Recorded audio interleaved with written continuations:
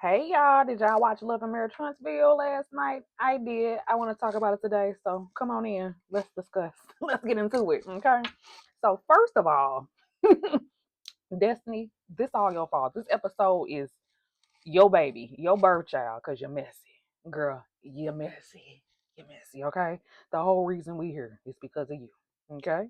So we get into the episode where the Fletchers talk about their family dinner debacle, and Nell wants to talk to Chris about how she needs more support in those scenarios. She feels like every time they have a family dinner, it blows up and she is left in tears and he ain't really saying nothing, okay? And Chris is, we all know that he a very calm, cool.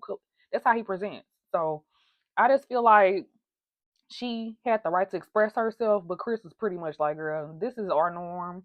That's how I maintain balance. So he didn't really feel like he did anything wrong, but she don't like how passive he is when it comes to certain situations within a family dynamic. And I can understand that because you do want the man to kind of step in and just, if you ain't gonna be on my side and don't agree, at least be, you know what I'm saying, doing something to lead that situation out of just complete chaos. Because I do understand what Neil is actually saying, but Chris is just like, girl, this is our norm.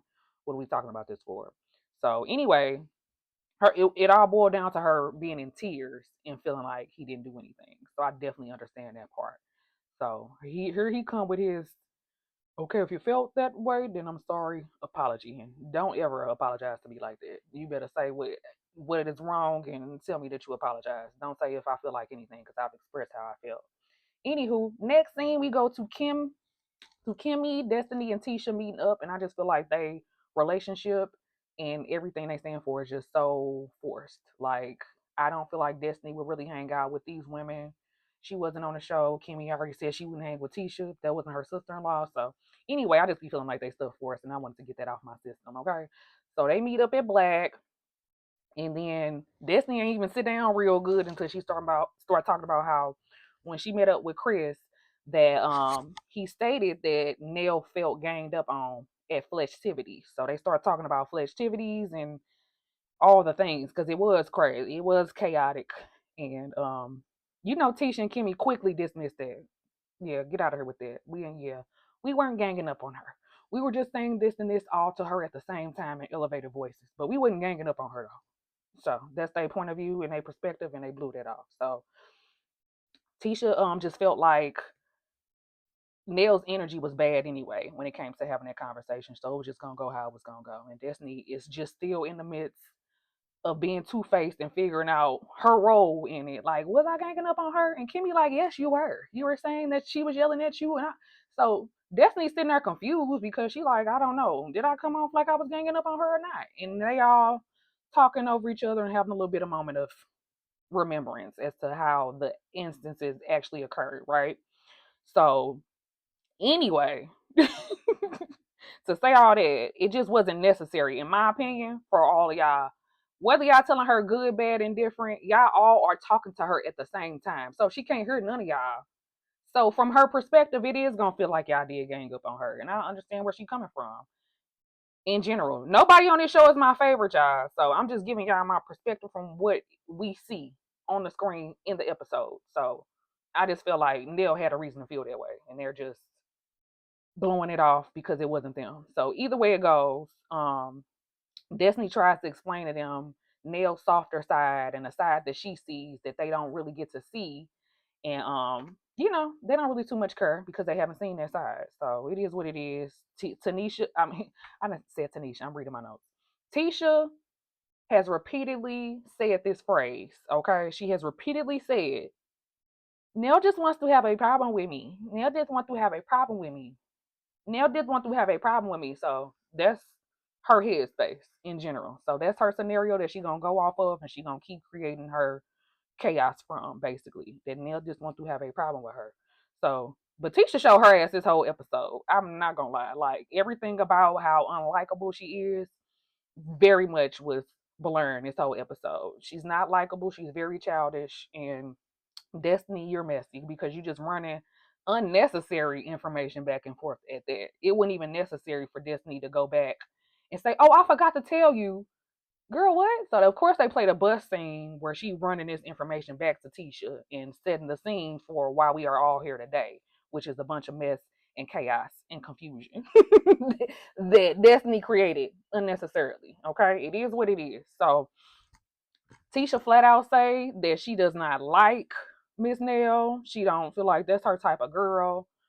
In the midst of Destiny inviting them to a girls trip. So Destiny trying to collect all the girls together to go on this winery trip or whatever the case may be. So that's what she doing. And Tisha is just like not, she gonna try to act like she not with it, but she going either way, right? So Destiny brings out the baskets and reintroduces us to Will. Will is trash anyway. So she take Will idea from their date about the show and tell sentimental things to put in the basket to share. And here go Tisha. You mean you want us to get to know each other in front of the ladies? Nah, in front of you, Tisha. The basket for you to get to know yourself. Like, girl, duh. So it's just already given. You don't really want to go and you don't really want to participate. So that's just what I'm thinking about as we going into the next thing. And then Tisha did this twice this episode, and I know that she's done it before, but she has this awkward, weird, uncomfortable laugh. Like it's like a fake. but I'm but I'm done with Nell. I'm done with her. She gonna do it again, and I'm gonna tell y'all when she do it. So yeah, that irritated me like severely. Girl, what's wrong with you?